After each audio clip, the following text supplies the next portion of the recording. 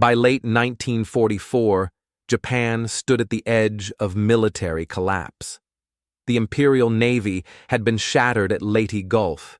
Airfields across the Philippines were losing planes faster than they could be replaced. Fuel was vanishing. Veteran pilots were almost gone. And every inch of territory seemed to fall under the relentless pressure of American forces pushing steadily toward the home islands. Inside Tokyo's military circles, a horrifying conclusion took shape. Japan could no longer stop the U.S. with conventional warfare. Planes, ships, tactics, none of it mattered now. What remained was desperation. Vice Admiral Takejiro Onishi proposed the unthinkable: one plane for one ship, a pilot who didn't return, a weapon guided by human resolve rather than machinery. Many commanders were stunned. Others were captivated. The idea spread through air bases in Luzon, Formosa, and Kyushu. Young flight cadets, some barely trained, were gathered in rooms where officers spoke solemnly of sacrifice, honor, and saving the empire. They were told that Japan's fate rested on their willingness to die. They listened silently, some moved, some terrified, others unsure, but too ashamed to refuse. In a culture shaped by Bushido and wartime propaganda, duty had grown heavier than life itself. Thus, the first special attack units were born. Not just a tactic, but a decision to weaponize human lives as the Empire's final shield. Training for kamikaze pilots resembled a funeral long before the mission began. Recruits were asked to write farewell letters to parents, siblings, fiancés, letters filled with forced confidence, hidden fear, and the hope that their sacrifice would mean something. Some were given white headbands symbolizing purity. Others were handed ceremonial cups of sake. Many were photographed smiling because sorrow was considered dishonorable. But beneath the rituals lay a grim truth. Most of these pilots had only a few dozen hours of flight time. Japan no longer had fuel or aircraft for proper training. Their planes were obsolete, often barely airworthy, sometimes missing instruments or armored plating. Mechanics patched old fighters with spare parts scavenged from wrecks. Instructors told the young men not to worry about landing. They wouldn't need to. Their job was to climb, find a target, and dive. Nothing more. They practiced formation flying, basic maneuvers, and the final steep descent that would define their fate. Some recruits volunteered willingly, swept up by patriotism or the pressure of their peers. Others volunteered because everyone around them did. Some were quietly assigned without being asked at all. At night, dormitories were filled with whispered conversations, hopes, fears, regrets. A few cried into their pillows, believing no one heard. Most tried to appear stoic, but everyone knew the truth. The path they walked had only one direction: forward, into fire. On October 25, 1944, during the Battle of Leyte Gulf, the world saw the first organized kamikaze attacks. American radar operators detected incoming aircraft, nothing unusual. But when the Japanese fighters dove toward the escort carrier USS St. Lo, something was different. One pilot aimed directly for the deck, engines screaming, wings shaking from the dive. Gunners fired, tracers stitched across the sky. The plane kept coming. It struck the St. Lo at full speed. A fireball erupted across the flight deck. Fuel tanks ignited, ammunition cooked off in massive explosions. Within minutes, the ship began to list. Sailors jumped into burning water as the carrier rolled onto its side and slipped beneath the waves. The attack stunned the U.S. Navy. They had seen suicide attacks on land, but never from the sky, never with such precision, such determination, such disregard for survival. Radio messages crackled across the fleet. "Enemy planes diving! No pullout!" It was the beginning of a nightmare that would haunt the Pacific Fleet for the rest of the war. The success of that first strike lit a fire inside the Japanese high command. If one plane could sink a carrier, what could 100 do? Or 1,000? The Kamikaze had proven its power, and Japan intended to unleash it fully. By early 1945, Kamikaze units expanded across Japan's remaining air bases. What had begun as a desperate experiment evolved into an industrialized system of death. Entire bases, Kanoya, Kokubu, Chiran, became launching grounds for final journeys. Barracks were decorated with patriotic banners and poems praising sacrifice. Officers delivered speeches invoking ancient warriors and divine winds. Pilots were treated with ceremonial respect, but also psychological pressure. They were given farewell banquets, where food was far better than usual rations. They received gifts, flags, and amulets from school children who believed these men were saving Japan. Some pilots blushed with pride, others smiled hollowly, unable to refuse. Aircraft production shifted toward simple, expendable models. Even training planes were repurposed as suicide craft. Bombs were bolted under wings, often crudely. Mechanics apologized to pilots for the condition of their aircraft. The engines sputtered, the fuselages rattled, but there was no time, no fuel, and no future. Before takeoff, each pilot performed a silent ritual. Some prayed, some kissed family photos, some stared into the clouds, wondering if they would feel pain or if everything would disappear in a flash. The runway was the dividing line. Behind them, life. Ahead of them, fire. When the Kamikaze attacks reached full fury, during the battles for Luzon, Iwo Jima, and especially Okinawa, the Pacific skies transformed into a battleground unlike anything in history. Thousands of American sailors watched in horror as swarms of Japanese aircraft approached in tight formations before breaking into individual dives. Destroyers and cruisers opened fire with everything they had: 40mm Bofors, 20mm cannons, 5-inch guns. The air filled with black bursts of flak, tracers streaking like meteors. Some kamikazes disintegrated under the barrage, torn apart in midair. Others caught fire but continued diving, leaving flaming trails across the sky. The terrifying part was not the ones that missed, it was the ones that didn't. A single plane could turn a destroyer into a burning ruin. A carrier deck hit in the wrong spot could explode in a chain reaction of aviation fuel and bombs.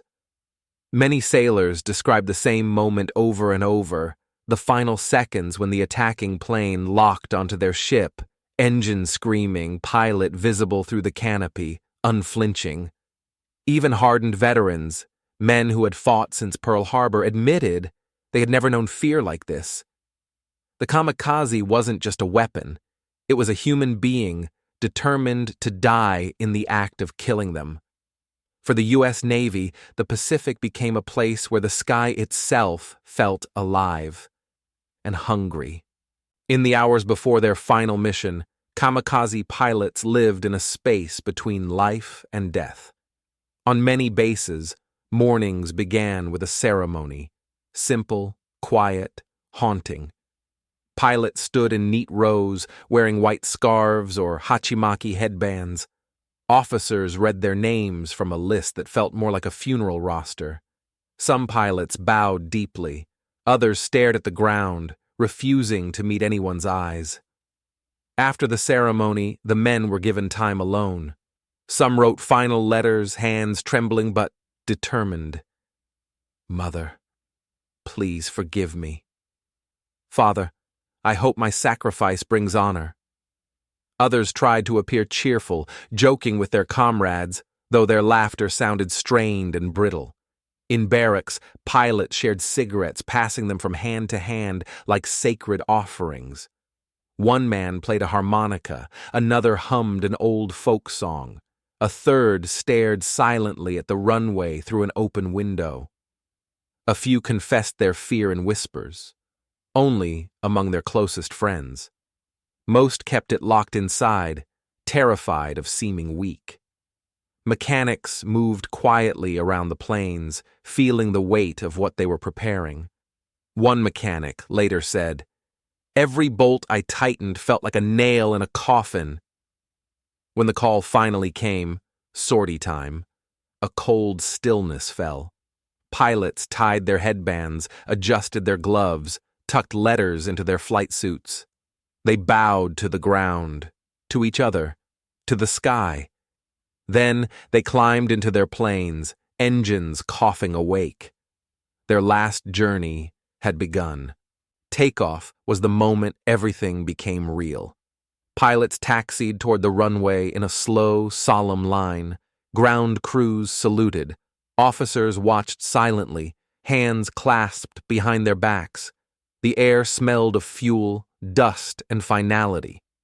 Many kamikaze flights left at dawn, when the sun hung low on the horizon, blinding American radar operators and gunners. As each pilot pushed the throttle forward, the aircraft shuddered, rattling with the fatigue of overuse. Engines roared, wheels lifted, and the plane rose into the pale morning light. But the journey was long, and not all planes survived it. Engines overheated, fuel systems failed. Some pilots turned back reluctantly, only to be met with shame or reprimand. Others vanished into clouds, never reaching their targets, lost to weather, exhaustion, or mechanical failure. Those who continued flew in small formations, often guided by a single experienced pilot. They carried maps, scratched in pencil, identifying American fleets as black arrows across the ocean. Many clutched good luck amulets. Some prayed aloud. Others flew in silence, staring straight ahead, minds locked on a single moment, still hours away. When they neared the American radar picket line, escorts peeled away. Now the kamikaze were alone. Alone with the sky, the sea, and the end they had been promised. For American sailors, the moment a kamikaze appeared was pure terror. The sky would seem calm, just the hum of engines, the crash of waves, until a lookout screamed, "Bogey inbound! Low altitude! No pull-out!" General quarters sounded. Bells clanged. Men sprinted to their stations. Gun crews swung barrels upward, scanning for the incoming speck of metal and fire. The kamikaze pilot, heart pounding, pushed his throttle forward, lining up the ship in his sight. Smoke trailed behind his plane. Wind tore at his face. The ocean flashed beneath him in streaks of silver. The defenders unleashed everything: flak bursts, streams of tracers, cannon fire. Explosions rocked the sky. Some kamikazes were torn apart mid-dive, burning as they spiraled into the sea. Others were struck, but kept coming, guided now by momentum and gravity alone. Those who hit their targets delivered terrifying devastation. A single impact could rip open steel decks, ignite aviation fuel, and detonate ammunition lockers. Firestorms erupted across ships. Men leaped into boiling water. Damage control crews fought desperately to contain flames spreading faster than they could smother them. Sailors later described the same horrifying memory, seeing the pilot's face in the final seconds, calm, determined, impossibly close, before everything went white. It was a kind of warfare the world had never seen before and hoped never to see again. Behind the solemn rituals and patriotic slogans was a heartbreaking truth. The kamikaze program consumed Japan's youth. Many pilots were university students drafted during the final years of the war, engineers, poets, musicians, boys who once dreamed of futures that now would never come. Some believed in the mission wholeheartedly. Others felt trapped, unable to refuse in a society where honor was heavier than life. Letters recovered after the war revealed a spectrum of emotions: pride, fear, resignation, sorrow. One pilot wrote, "Mother, I wish I could live, but I cannot shame my friends." Another wrote, "I want to return home to feel the wind again, but my path is decided." Instructors watched their cadets with hidden grief. They knew these boys were not warriors. They were children trained in haste, sent to die because the empire had nothing left. Priests blessed them. Teachers cried quietly. Some officers begged superiors to stop the program, but the war demanded more sacrifice than reason could bear. The loss was staggering. Entire graduating classes disappeared. Families received boxes of ashes that often contained nothing at all. Japan's future was being destroyed in its present. And everyone knew it. Except the war, which demanded more. As kamikaze attacks intensified in 1945, the U.S. Navy realized it needed new strategies fast. Traditional anti-aircraft defenses were no longer enough. The kamikaze wasn't trying to survive, so deterrence was meaningless. Only destruction before impact mattered. The first major change was the creation of radar picket lines, destroyers placed miles ahead of the main fleet. Their job was to detect incoming attacks early, giving carriers vital minutes to launch fighters. But this meant the destroyers absorbed the brunt of the kamikaze strikes. Many suffered catastrophic losses. Next came combat air patrols, CAPs, waves of Hellcats and Corsairs circling above the fleet, hunting suicide planes before they approached. Pilots described dogfights where the enemy did not try to escape, only to reach the ships below. The Navy also redesigned deck formations, fire protocols, and emergency medical responses. Damage control teams became heroes, racing through burning corridors to stop chain reaction explosions that could sink entire carriers. Even with these measures, the cost was enormous. At Okinawa alone, more than 30 ships were sunk, and over 350 damaged by kamikazes. Thousands of sailors were killed or wounded. The Allies adapted, but they learned that fighting an enemy who doesn't fear death is one of the most terrifying challenges in war. Long after the war, historians discovered thousands of unsent letters written by kamikaze pilots. Some were tucked into flight suits, others hidden in barracks.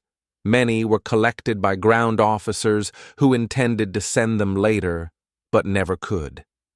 These letters revealed the truth behind the solemn ceremonies and patriotic speeches. Some pilots wrote with fierce conviction, believing their deaths would save their families from invasion. Others confessed heartbreakingly personal doubts. "Mother, I want to live, but I cannot refuse. Father, please understand. My body is only borrowed by the Emperor. I am afraid. I hope you will not think me weak." Many letters were apologies for leaving younger siblings behind, for burdening their parents with grief, for not being able to marry the woman they loved. Some included tiny pressed flowers, locks of hair, or childhood drawings. Teachers who had once praised the boys' school essays now found themselves packing their farewell notes. Mothers stood in long lines at train stations, hoping to catch a last glimpse of their sons as they departed for the front. These letters became silent witnesses to Japan's tragedy. They showed that behind every kamikaze mission was a human being, not a fanatic, not a monster, but a young man caught between duty, fear, and a war spiraling toward catastrophe. Their words were never heard in 1945. But history listens now. Kamikaze training bases looked calm from the outside. Neatly trimmed runways, orderly barracks, cherry blossom trees swaying in the breeze. But inside, they were factories of death, preparing men for missions they would not return from. Pilots drilled in crash dive techniques, low-altitude approaches, and precision aiming toward vulnerable points of American ships, bridges, elevators, fuel tanks. The instructors were often veteran aces who hated the program but followed orders.